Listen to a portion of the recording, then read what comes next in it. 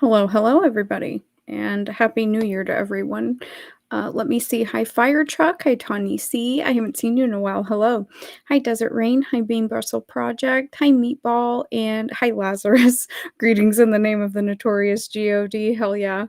And hey, Forensics. And P. Thomas. Hello. Veggie Soup. That sounds delicious. And hi, Peggy P. And hi, Jandon. And hi, Annie Kurtz. And hello, Not Chiquita. And Sally Jones. I hope I didn't miss anybody. Let me see. All right, I think I'm caught up. All right, cool. Thank you guys so much for being here. So, I have decided, hi, Enchanted Chains, and hello, Specie. Is it Spacey or Specie? I don't know. Hi, Dunn Lambert. Hi, Danny Crook.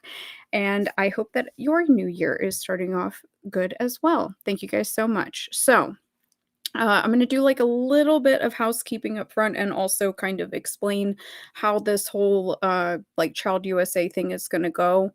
So we follow the money, right? That's how these things work. So we are going to go through their funding, who is their highest funders. It's not going to be able to be done in one episode because I would literally be here for hours and you guys would get bored. And this would probably end up freezing on me. So this is going to be a multi-part series, but I think it's best to show the funders now and some of the very shady activity that they are involved in, and then give you guys the history. That way people can evaluate for themselves, what it seemed that Child USA, what it used to be, uh, if it's really philanthropic now, because I don't think that it is. I don't think that these people are up to anything good, quite frankly. But we're going to get through the top listed funder. I'm not going to talk about the CDC. I think that we can all gather for obvious reasons, but the CDC is one of their highest funders. We're just going to kind of leave that one alone because, like, I'm not trying to get banned, right?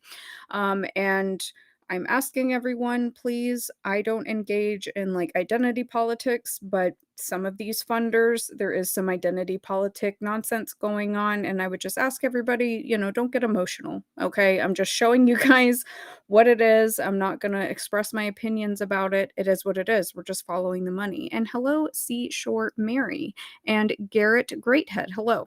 So I am going to run my Mike Rinder schizo clip and we will get started. Welcome, Mr. Mike Rinder.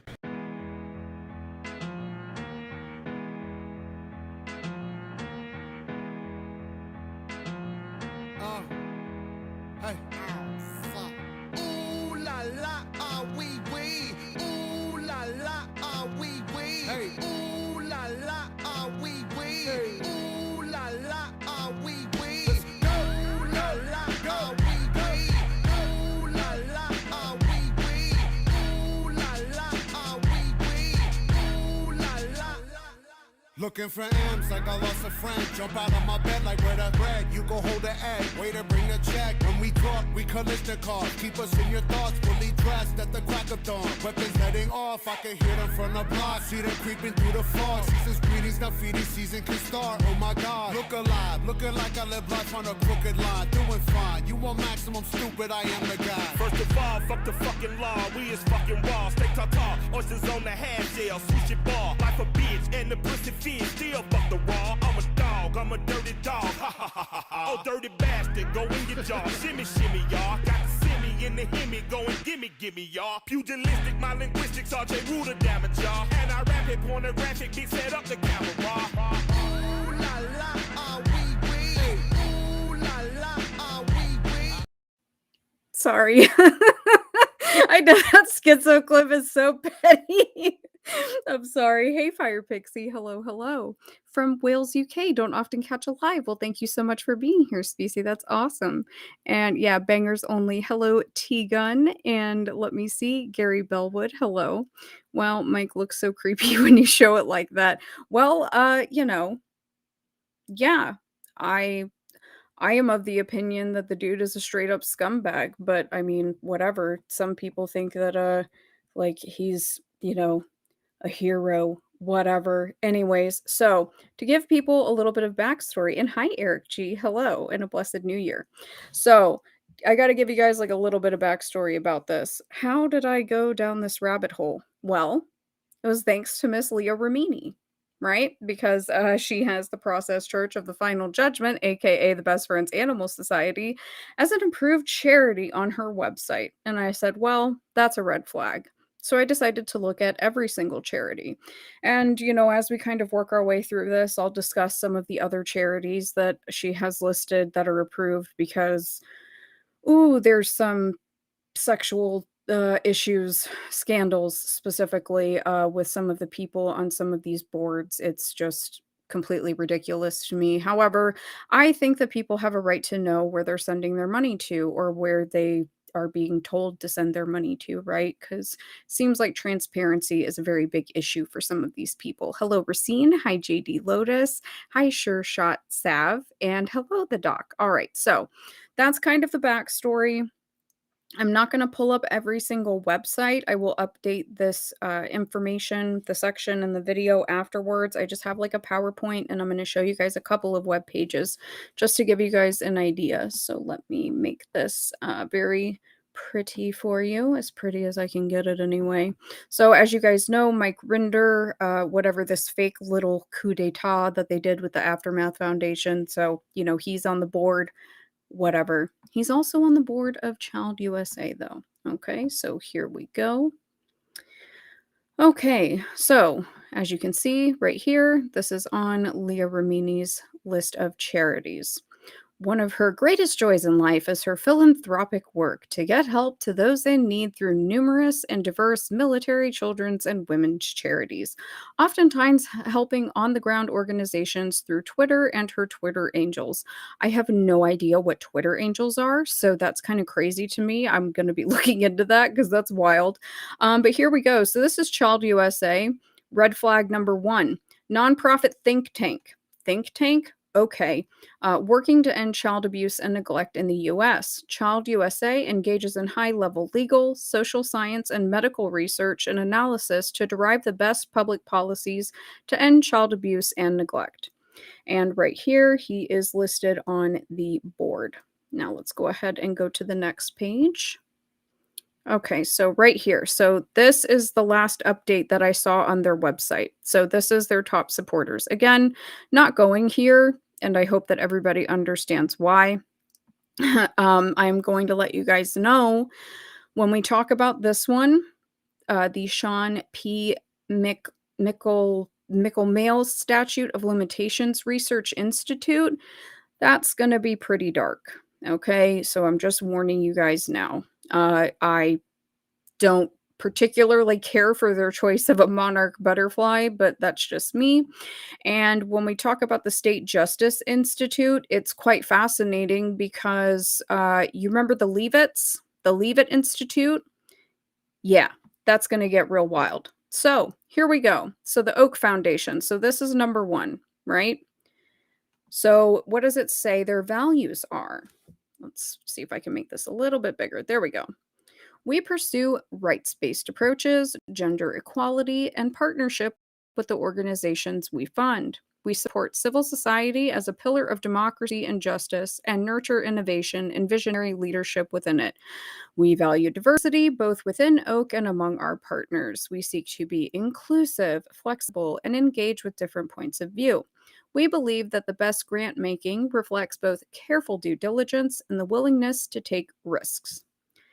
And if you guys are not on Influence Watch, I would highly recommend it. They keep an eye on these nonprofits and track them back pretty far, which is very helpful. And I think it's important. People should seriously look into the places that you are being told to send your money or that they are philanthropic. But right here, it is a left-leaning environmentalist grant-making foundation. It is headquartered in Geneva, Switzerland, formed in 1983, and has offices in the US, the UK, Denmark, Bulgaria, India, Zimbabwe, and Tanzania. So, and that's just like the main picture that they have on their website there. Now let me see, because I see the chat moving a little bit. Let me see. Twitter angels are what happens when their wings start burning off. I'm a Twitter devil. Let me see. Think tanks are highly suspicious. OUR vibes. Hell yeah, Danny Crook, major OUR vibes. Yep. Except for it's really like environmentalism. And the stuff with, like, the statute of limitations, it sounds good on its face, but if it sounds too good to be true, it usually is, right? But I'm not telling anybody what to think. That sounds like a cult. You can't stop child abuse. That is ridiculous. Sounds like Scientology. Nice monarch butterfly. Yeah, the monarch kind of bothered me. I don't know. It's like, whatever. Maybe they weren't doing it on purpose. I can't prove that they were, but I'm just like, like, why do you have to choose that? So let me see. All right, so I'm just going to go to the next part of this because right here, I don't want to pull up this website. It's so freaking long and complicated. So let me show you the founder of this place first, okay? Now, I don't know if this is going to show the notes on the screen, but I want to be able to read the notes. So let me try this out, guys, because I guess I'm going to try something different today. If not, whatever, I'll just read it to you beforehand. Let me see. Why isn't this stopping? There we go. Okay, sorry guys. All right, so I'm going to show you the founder. So you guys know what duty-free shoppers are, right? So the guy who created duty-free shoppers, he's the one that founded the Oak Foundation, I think it's called. Yeah, Oak Foundation. Yep. All right, so let's go ahead and look at him really quick, and then I'm just going to pull up the website. Whatever. It is what it is. That way you guys can see it, because like I said, this foundation is sus AF. So this is him, Alan Parker, last updated October 18th, 2022. He is net worth of 2.34 billion. Yeah. So I don't really know what to tell people about that. It is what it is. That is an ungodly amount of money, quite frankly. And look, like, I'm not hating on people being successful. I'm really not. However, where the money's going, the other funders that are involved, because if the money's coming into ChildUSA and Oak is one of the highest grantors to that organization, we need to see where the money is flowing into Oak. That's how you follow the money. That's how you trace everything. So let me pull up I think I have it right here. Here we go. Yeah, so we're going to pull up the first part of the influence watch. That way you guys can look at this. I personally could not recommend it more. And like I said, I'm going to put it in the description box. That way, you guys should get familiar with this website if this is something that you're interested in. Okay. But right here, this shows, there we go. So there's their revenue, their expenses, and their assets. And yes, obviously they are tax-free. So they have funded projects supporting the Chinese state-backed infrastructure scheme, the Belt and Road Initiative, which, I'm going to show you guys a little bit about that because it is pretty suspicious. However, here we go. So right here, latest annual report discloses that Oak gave more than $350 million in grants in 2018 to groups in 36 countries, covering a number of causes, among them some uncontroversial humanitarian issues like preventing child sex abuse, but also a good number of left-of-center political groups. And again, I'm not here to play identity politics, okay? It is what it is, okay? However, like they're putting a lot of money here, like Oil Change International. And here's the Rockefeller Philanthropy Advisors, a $3 million grant. They were also involved in the Paris Climate Accords. A lot of environmental stuff. And again, I'm not here to tell anybody what to think. You're allowed to have your political beliefs, whatever. I don't think that politics are real. And nothing is really going to change my mind about that. But here's what I'm going to ask people. You look at all of this money that's moving around, right? This is a lot of money. This is an ungodly amount of money. Somebody tell me, without being emotional, objectively, what has changed? What have they accomplished? Seriously. Nothing. They have accomplished nothing. The past, I don't know, 2015, I think that said, for the Belt and Road. That's almost 10 years ago. What has gotten done? Seriously, nothing. And I'm sorry, again, I'm not against people being successful, but these people do not have, like, a philanthropic bone in their body, and quite frankly, I think it's really ridiculous, and this is just my little, commentary on the side. I think it's completely ridiculous that people like Mike Rinder and Leah Remini come on here and ask people for money when they are rubbing shoulders with people within that level of society. Straight up, that's how I feel. I think it's completely ridiculous. But this is what happens when people don't research things. And I'm not like saying that I do a better job. I'm just saying don't take things at face value, including me. Including me. That does not exclude me. Now, I'm just going to show you guys really quick. That way, you know, the World Bank. Okay. I'm not here to explain the World Bank to you if you don't know what that is. I'm not being disrespectful, but that's very complicated. But right here, here is the Belt and Road Initiative. Yeah? Lovely, right? Okay. Whatever you say. These people really have your best interest at heart. Because a lot of people know, like, about the WEF, right? The World Economic Forum and the elitist, whatever. And it's like, okay, you know, that's fine. That's good and well. But these people are basically the same, in my opinion. Now, we showed you guys the Rockefeller philanthropic advisors. So let's take a peek. It was in 2018, they gave a $3 million grant to the Rockefeller philanthropy advisors to promote climate mitigation efforts. So let's just take a quick glance at this terrifying old man who clearly is dead inside, or very well could be a shell of a human, and their last reported amount of money, their revenue stream. Okay. Democracy focused philanthropy. Yeah, I bet. Choosing operating models for a deeper impact. I'm not going to be taking financial advice from that man. You know what I mean? But look at that revenue, $215 million. Wow. And $239 million. I mean, that's just stupid. It's stupid to me.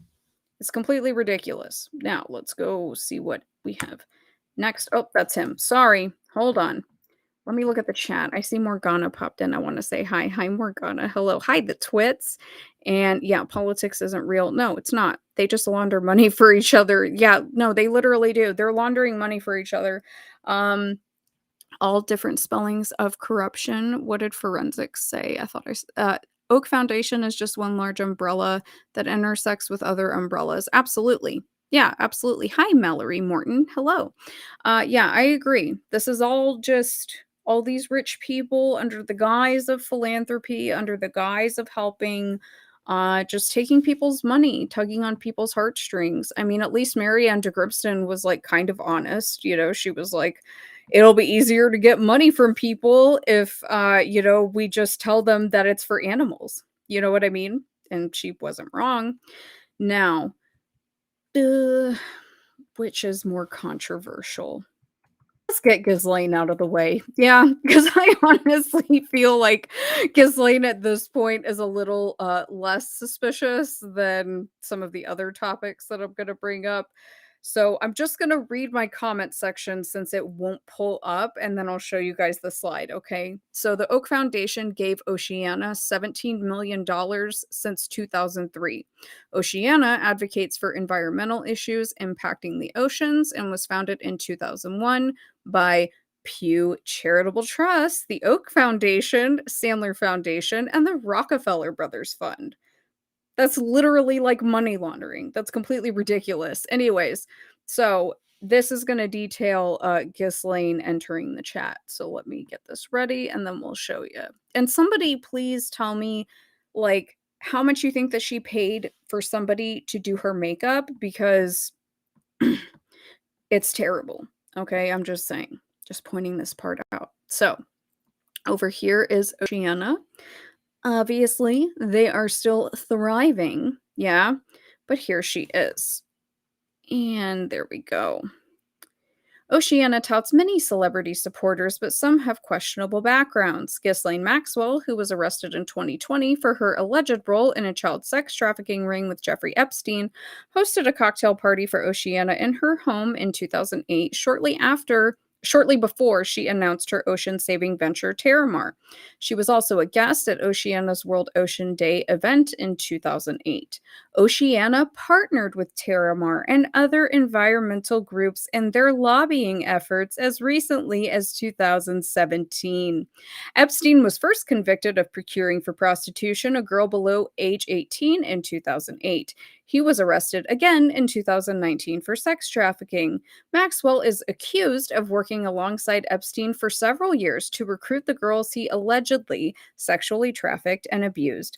Terramar closed down in 2019 after Maxwell was tied to Epstein's crimes. Right. And let's take a look at their assets, since they're not really good at filing their taxes either, but that's quite a bit of money. Yeah, little bit of funny money, especially since this is literally Rockefeller, Oak, and what was it, the Pew Endowment Fund? They're literally just laundering money through this place. It's completely ridiculous. And eventually, I'm going to come on here and talk about some of the stuff that Ghislaine Maxwell was into, because, like, what is it, Atlantis, like the city on the bottom of the ocean, like that's what they were trying to do, which makes sense to me because, like, Jeffrey Epstein was a transhumanist, right? And he's into all that weird crap, and so is Elon Musk. But it's just, like, really wild. These people are nuts. Let me see. Do you think they'll release the Epstein list? Well, the doc, here's what I'll say. The Epstein list doesn't matter. It's been out for years. And here's why I say it doesn't matter. And I'm not saying this disrespectfully. The list doesn't matter because the FBI has videotapes. That's a fact. That was caught on a drone camera specifically. I think it was on the island. I don't know if they caught them at Zorro Ranch because I don't think the FBI ever raided Zorro Ranch, and it just sold, I think, last year. But there's videotapes of everything. Every single person. So, like, the list that they keep regurgitating as like a carrot to dangle in front of the public for people to think that something is going to happen, but it's actually not. These are names that we've known. There is literally there are videotapes out there. Videotapes of the worst things. Things that you don't want to think about. But that's the blackmail that they are holding on to. And that's what the public needs to demand, because there are videotapes. I like to remind people that, if you're not familiar with the Franklin scandal, Craig Spence, and the Callboy scandal, his place was wired to the teeth with video and sound. He had all that blackmail. He also took his life. Right? But that's a scandal that has been swept under the rug because of how long ago it was. But, that was kind of pre-Epstein.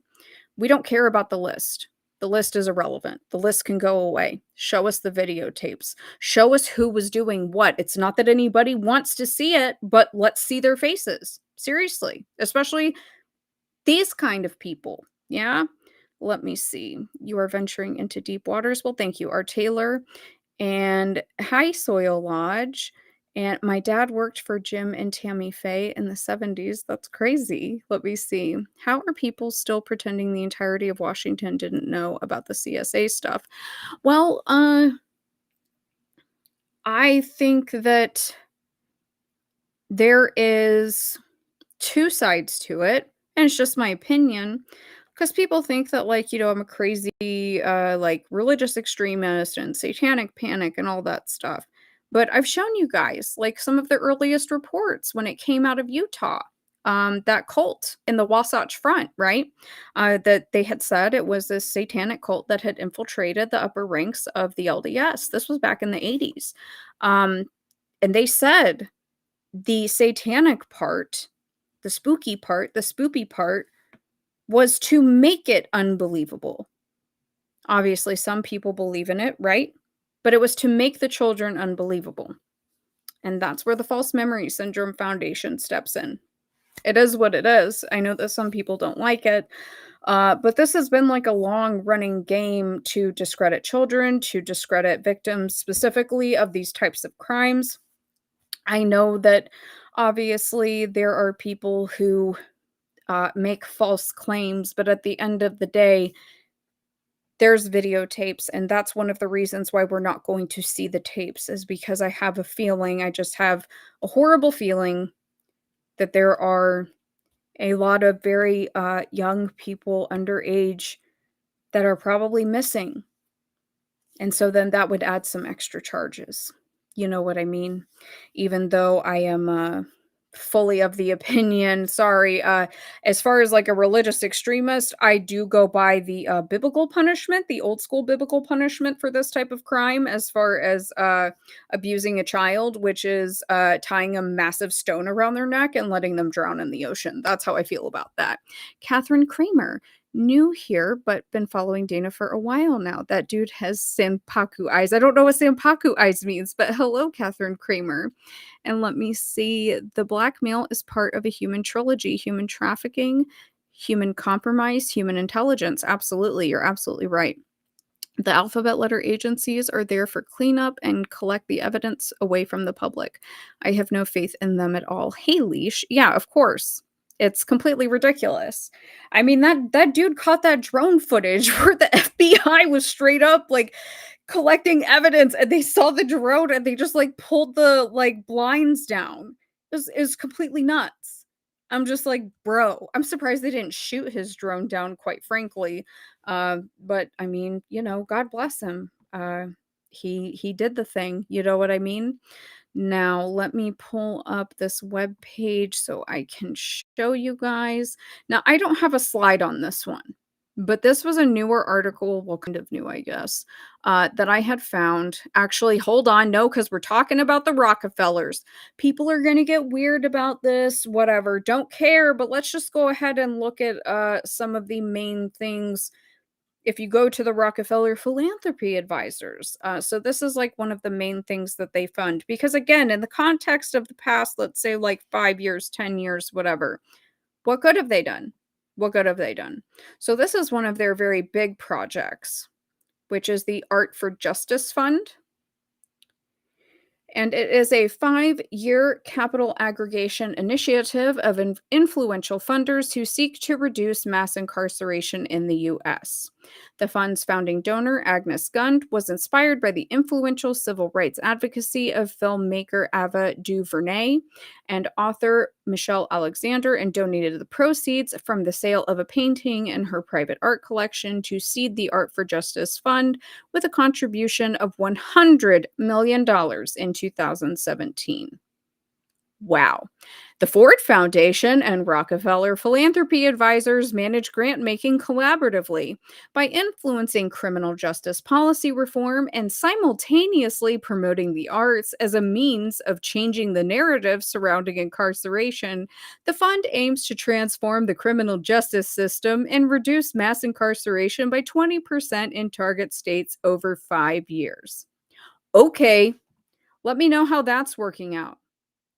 Yeah. Sounds like really like frilly and whatever. Like, oh, like we're gonna spend hundreds of millions of dollars on art to lower the incarceration rate. Okay. Has that worked? See, this is the identity politics crap that I'm talking about. It sounds good in theory, but it's garbage. It's literally garbage. What does art have to do with that? Nothing. That's them trying to control, I'm sorry, but like the culture is trying to control the culture. It is what it is. Because eventually I am going to come on here and I will warn you guys. Because again, this will be like another day where we do it. But I had done a deep dive a long time ago about BLM and the founders. And it's fascinating because they are practitioners of the Yoruba tribe. And I mean, that's a wild ride. That whole like say their name, they straight up talk about how that's like an incantation, like in their, in their religion from Africa. It's really, really fascinating. But I also think that for people who do believe in a spiritual realm or who have certain spiritual beliefs, I don't think that there's anything wrong with that. I don't think that people should be nihilist or fatalist. These are just things to consider, tugging on the heartstrings. That's identity politics. Now, you guys already know how I feel about Stephen Hassan, but when I saw that Stephen Hassan was discussing, this whole thing, I was like, mm-mm. And we are not going to sit here and read all of this, but Freedom of Mind Resource Center, Sex and Labor Trafficking Awareness, Survivor Empowerment, and Saving Children from Abuse. And again, I'm not against helping victims. I'm not against it at all. Here's my problem. These problems have not gone away. These problems have gotten worse. And you don't see their income changing. You don't see the money changing on their end. And they have no problem asking for your money, right? Okay. So where's the results? Because I feel like if I had $100 million and I could do something with it, and I'm not that smart, and I certainly don't have political backing, but I could go out and I could cause some problems and I could make some noise. You know what I mean? I try to do what I can from, where I'm able to, but I'm just saying, this is completely ridiculous, but whatever. I'm going to put this link in there too, because, somehow, Steve Hassan, even though this combating cult mind control, we already talked about that. Remember where he came out with his, what was it? The bite model, but he actually wasn't licensed to do any of that until 25 years later. Yeah. So they've developed a program called Ending the Game. And look at this. His quote unquote science that isn't science, because he just claims to be an expert, though he's not. Well, he's getting involved here with human trafficking. And Ending the Game is a first of its kind coercion resiliency curriculum that reduces feelings of attachment to traffickers and or a lifestyle characterized by commercial sexual exploitation, thereby reducing the rate of recidivism among sex trafficking survivors. I do think that this sentence right here is very interesting in the things that we will be talking about with other stuff. So, a framework to uncover harmful psychological coercion, aka the game, right? Okay. Steve Hassan is not an expert at all. I've already shown you guys that. He literally just showed up one day and said, "We're the experts. You have to listen to me." And ran around and sold that book and, teamed up with all those CIA doctors. And, well, when you get CIA doctors, then you're ready to go. All right. So now I am going to show you guys. So back to the Oak Foundation. So this is Douglas Griffiths. He is president since 2019.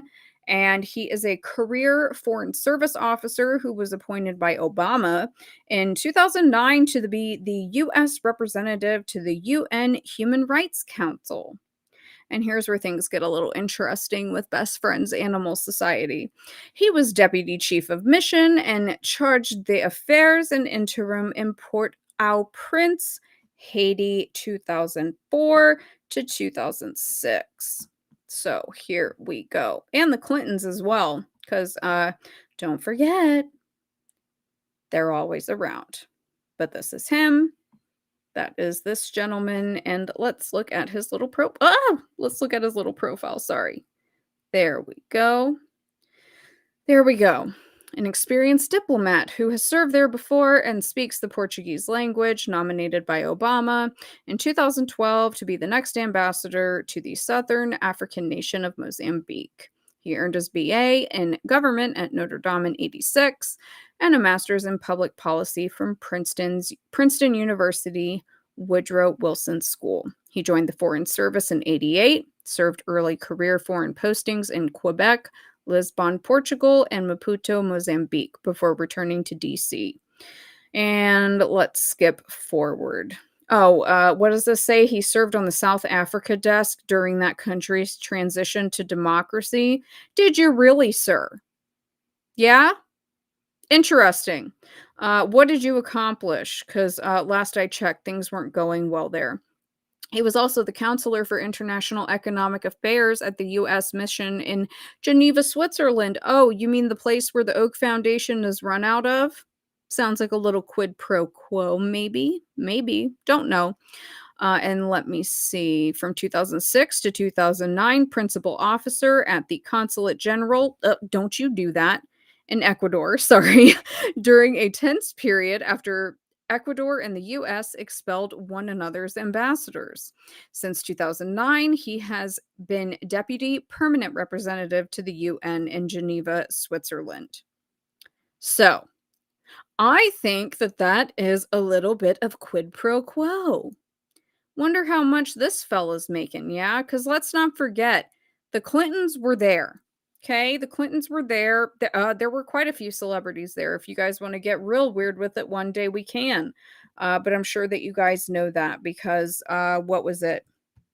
Oprah and what was his name? John of God, right?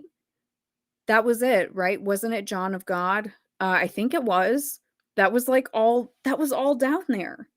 God, is that his name? John of God? I think that it is. I don't know. I have a schizo clip on Instagram. I could not put it on YouTube. They would not have that. My Instagram is a little bit more edgy. They let me get away with a little bit more, you know what I mean? Let me see. Ending the game is something used to cover up for perpetual crisis, all part of the great game that Prince Andrew alluded to. Absolutely. And the game, good movie. It is a good movie, Annie Kurtz. I actually just saw it for the first time not that long ago, and I really enjoyed it. Let me see. Are we circling back to OUR type grifts again? Oh, well, like I said, when we talk about the justice reform, one of their other biggest donors, that goes to Utah, baby. Yeah, we going back to Utah eventually in this series. We're just not going to go there today, but oh yeah, because my old research was all about the Leavittes and the Leavitt Institute. I looked into every single judge on that board and tied them into the Franklin scandal. It's real nuts. Let me see. I don't trust anyone with that much with that much power in Switzerland. Neither do I. Neither do I. I'm like, oh, so you're the UN ambassador, and you're also the president of the Oak Foundation. Okay, whatever you say. The Clintons allowed tons of cocaine into this country during their administration. Yeah, they did. They were also involved in, well, you know, human trafficking, I would argue, quite frankly. And I literally don't care how people feel about that because a lot of people don't know about the boys on the tracks in Arkansas. Those kids were straight up murdered. And that case is really crazy, but that case ties in directly to the Franklin scandal. It's pretty nuts with Lawrence King and Michael Aquino, the late Lieutenant Colonel Michael Aquino. I know that that case is kind of conspiratorial for some people, but at the end of the day, that stuff happened, and Clinton was involved in a big, big way. Let me see. Yes, John of God. Okay, thank you for clarifying. His spirit guide was Ignatius of Loyola, founder of the Jesuits.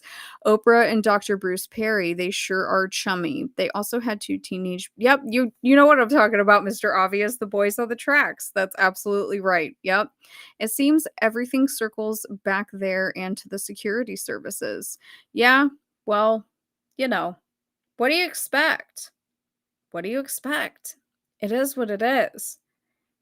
It sucks, but I don't think that, like, being a fatalist or a nihilist is good. However, I think it's healthy for people to understand that if it sounds too good to be true, it is too good to be true, most likely, because there's always a cost. There's always a trade-off. Always. So what is the trade-off? These are the last people, in my opinion, that should be getting anybody's money. Like I said, eventually, after we get through the donors, because I'm only going to cover like the biggest donors, which was when I'm not covering the CDC. I shouldn't have to explain that to people. But once I show you guys, because I did like the full history of this organization before they came in, because her tax returns were perfect. She documented everything, handwritten. It was beautiful. And the old website is still up on an archive and just all these photos and stuff. And I don't necessarily agree with everything that she was trying to do, but it felt like to me when I was researching it that she was genuine in her efforts and she was transparent in her efforts. And I think that transparency really does go a long way. I think that the ex-Scientology community is highly lacking. Now, I am going to show you guys because her old website that I had originally sourced in my Twitter thread is no longer available. Surprise, surprise, and I can't find it in the archive. So this is Caroline Turner, and she is board president of the Oak Foundation USA. And she is also the principal and owner of Difference Works, which is a for-profit gender diversity consultancy. She spent 17 years as workshop facilitator, speaker, consultant, and author. Her book Difference Works was published in 2012. I should have saved or archived the original one before, but whatever. I found one page that at least lists her from 2014, but this is her. That is Miss Caroline Turner. And like I said, her original website for this whole gender works, whatever. Like I said, I'm not here to talk about that stuff, but it's gone. Whatever. She's the board president here in the United States. Great. Okay. It is what it is. I'm not here to talk about gender theory or like gender diversity. Don't play those games either. Sorry, guys. Now, we're going to have Bill Gates enter the chat. And G.W. Bush. Yeah, old W. Oh, 9/11, right? Hold on. Hey, Johnny Vedmore. Gender diversity consultancies tend to advise a genderful agenda. Yes, that is very true, sir. Absolutely. So I had this issue the first time that I looked into her. Surprise, surprise. But so she is or was the Oak Foundation vice president. So her name is Heather Graham. She was wiped from their website in 2019. Don't know why, but she was a former Gates Foundation program officer, vice president of Teach for America, program associate for the Annie E. Casey Foundation, and President George W. Bush White House Fellow. And I'm going to just show you guys one page after I show you her slide so you can see what they're doing with education and who they're teaming up with. And you let me know if you think that they are trying to educate the kids' future in a way that is even remotely philanthropic. Okay, seriously, because you're going to be kind of fascinated. If you know who Burroughs Welcome is, you'll like this. So this is her. Can't find her anywhere. Had this problem months ago when I looked into it. So this is the other board that she's on, Education First. Let me zoom in. Okay, so here we go. We've got Burroughs Welcome. If you don't know who Burroughs Welcome is, Fauci, AZT, among a lot of other very problematic things. And we've got Child Trust. We've got Duke Energy. Okay. We've got the John M. Belk Endowment. And what is this? The James B. Duke, the Duke Endowment. Yeah. Okay. These are people that you should absolutely be trusting your children with. I hope that people understand. Oh, I didn't even show you guys. I didn't share the screen. Why didn't anybody tell me? Hold on. You guys got to tell me these things. Sorry, I ramble. And okay, there we go. Can you see it now? I don't know what happened or when that went away. Okay, is it up now? Yeah? Good. Can you see that? I thought I showed it. Hopefully I did. I may actively be having a stroke on the screen. And if I am, that's okay. Don't call 911. Let the Lord come and take me. Jesus, take the wheel. However, these are the list. Yeah. Bill Gates' girl. Yep. Here to teach kids. Not doing anything suspicious. Okay. So there's that. Now, let me pull up the one web page that I have for them, just so you guys can get a glance. Again, I'm going to throw this all in the description afterwards because it's a hellscape in my opinion, and I have zero interest in reading any of this. But just so you guys know how early they are infiltrating some of these education systems. You think Bill Gates is trying to help your kids? Loaded question. But here we are, K through 12 higher education alignment. This was the most recent one that I could find from the 2015 brief. But here is their agenda. Lots of collaborating, right? Because they love using these words. Collaboration, inclusivity, blah, blah, blah, blah. Aligned education systems, institutional accountability. Yeah, sounds great, right? Sounds great. Core to college, college and career readiness, blah, blah, blah, blah. Again, people stop falling for this crap. I'm not telling you what to think, but just stop falling for it. These people are full of crap. They're full of crap. They've had plenty of time to tighten it up and get together. You know what I mean? Get it together? Yeah? I would say that they have. Now, I think I pulled it up and maybe I didn't. So let me find it really quick because I do want to show you guys since she is involved with Bill Gates specifically. Thank you. So, the original founder of the Oak Foundation, Alan Parker, so he's the duty-free guy, right? Well, I would like to show you his fellow duty-free man and someone that you might recognize. So this is the co-founder, and his name is Charles Chuck Feeney.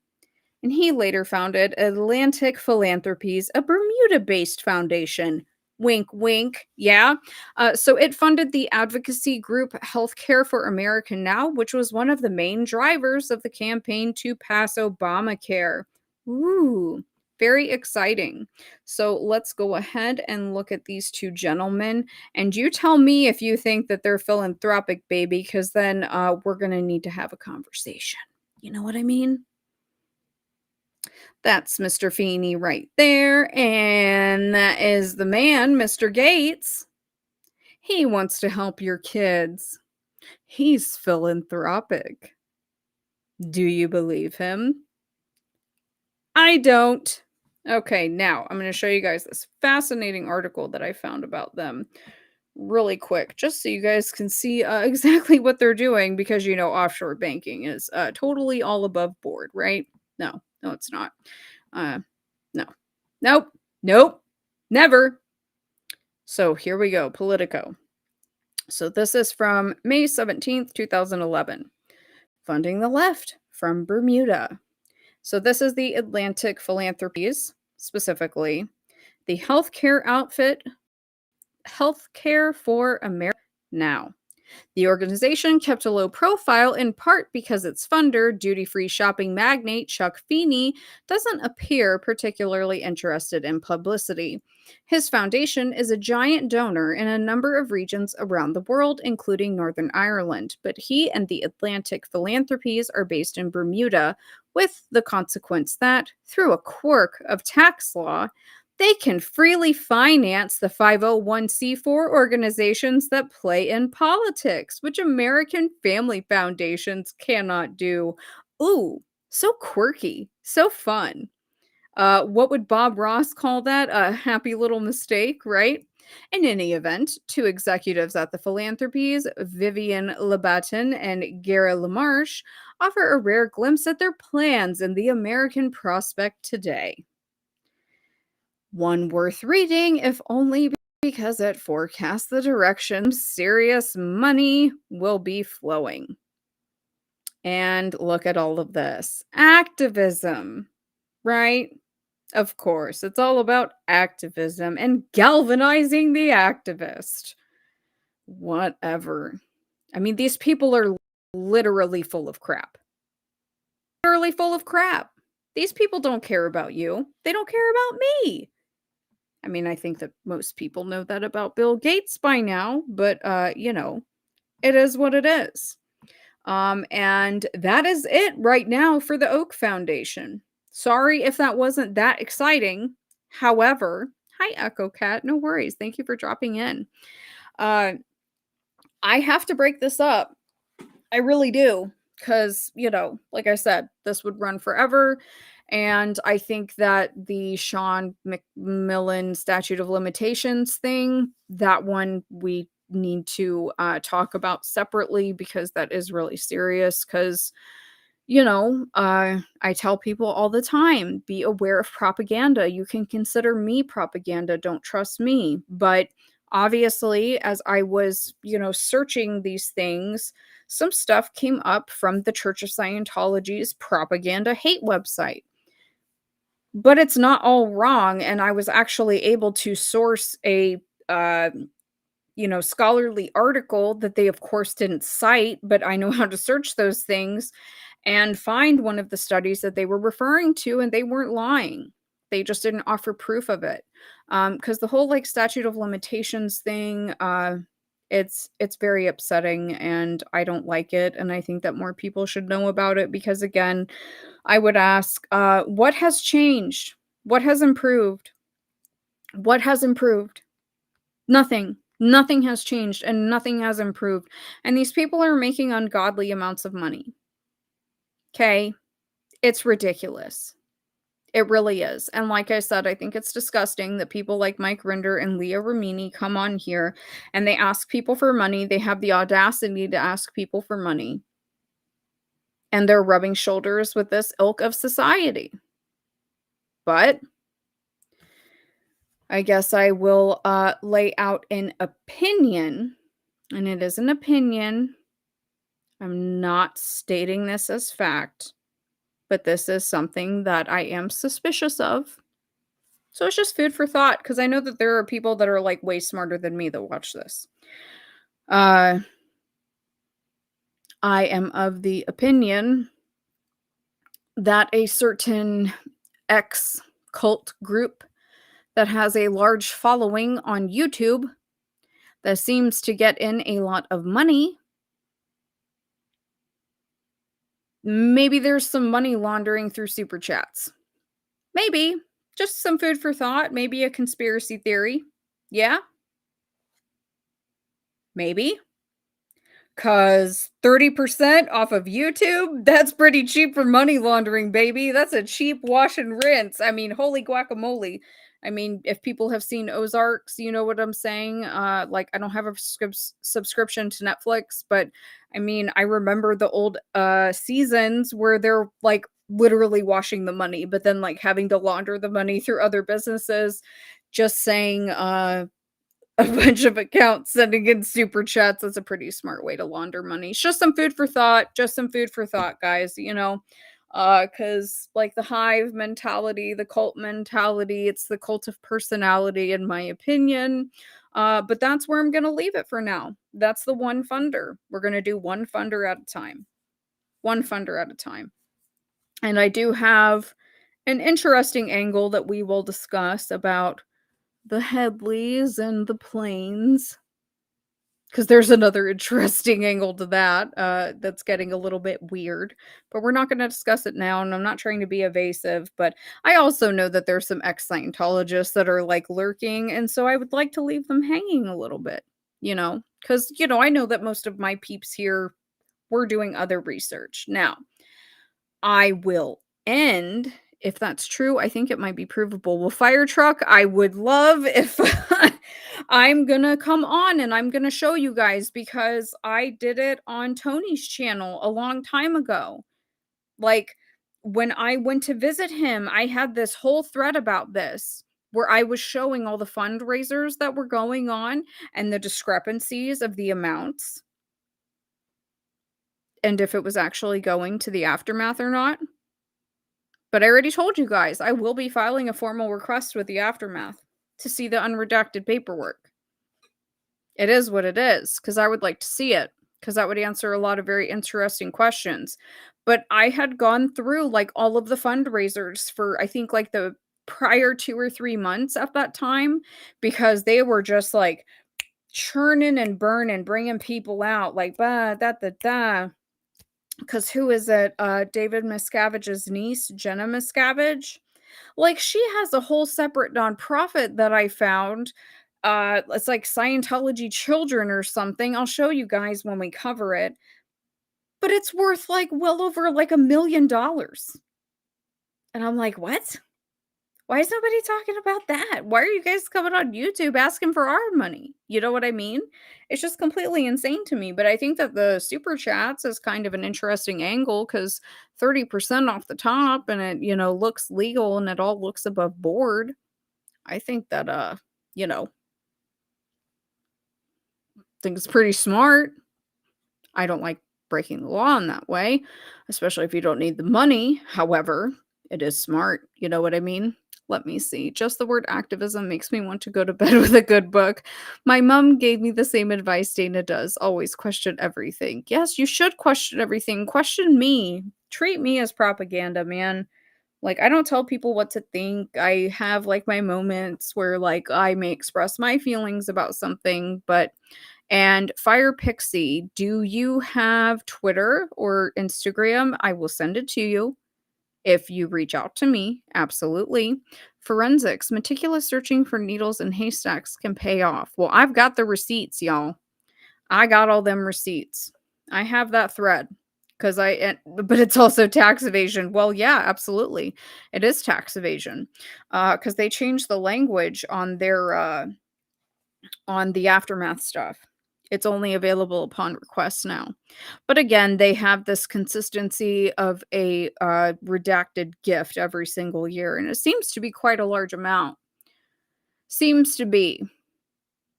Wondering if that has to do with a lawyer who specializes in aviation law and aviation law tax loopholes, whose business has gone through the roof the past 2 years. Don't know. Guess we'll wait and see. Because I haven't had anybody refute me besides just like providing conjecture. That's literally like all people have provided me is just like their conjecture. They have not like provided me with anything factual. And I have a conspiracy theory as to why, because I think that what might be going on underneath may directly tie in ChildUSA, which would kind of tie in Leah and Mike. However, I'm going to leave the ChildUSA stuff here for now. We will discuss, unfortunately, the Little Monarch Logo Institute next time. Don't know when that'll be because we are going to get into some really crazy Son of Sam stuff. Some real crazy stuff. And I'll just like whatever preview it now because I know not everybody's on Twitter and it sucks, but it's also understandable, and I want to put it up here for posterity. And I'm also trying to make little like less than 5 minutes is my goal because on Instagram I had to do it in a minute and a half and I would have to break it up into like multiple series. That's what I meant by like getting back to my old style of content. But I want to start doing less than 5-minute videos that I just upload on a certain topic about the process to like sort of debunk and show people the proof. That way people don't have to sit here and watch my, tens of hours of videos. And for those that have and the people that have wrote it out with me, like y'all are real ones. You know what I mean? We're out here literally fighting demons. But in regards to the Son of Sam stuff, yeah, so John Carr, the OSI stuff, Office of what is it, Special Intelligence.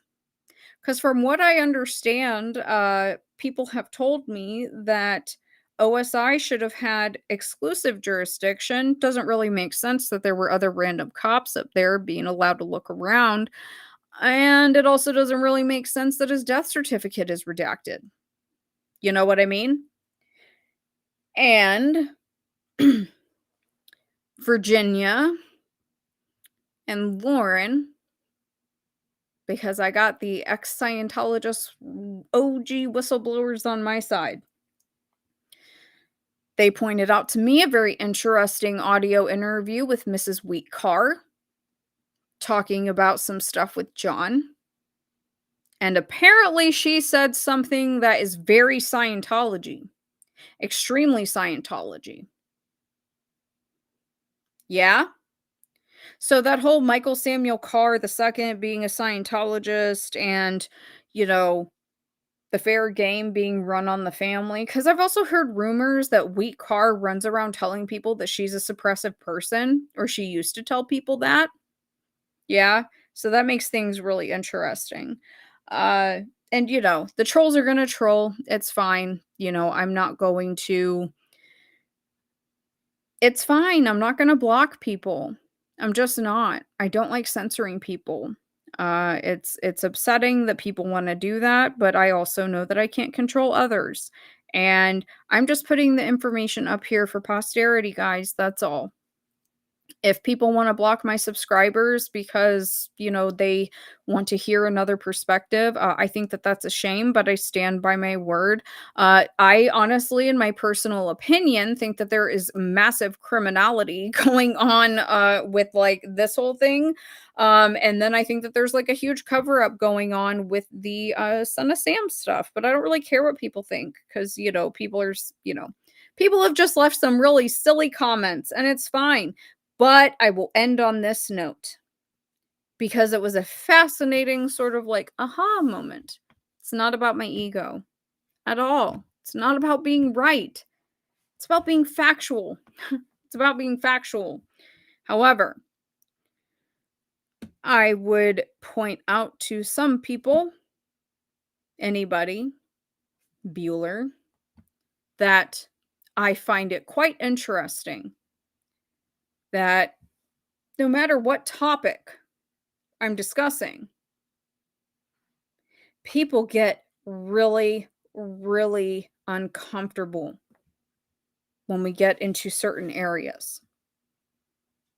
I have had this experience with the ex-Scientology community, and I am having a much more intense experience with the Son of Sam stuff with the process. Because the process is Scientology, and Scientology is the process. So I think that we are just going to see some fascinating lines cross over, but next up is going to be John Carr, the children of God. The children of God. We got a lot of crazy stuff to look at because I'm going back to square one with these Josh Zeman files. And I'm looking at every name, every legitimate name, and most certainly 110% every single name and time that Wheat, Francis, Sam, Michael, or John is involved. Yeah?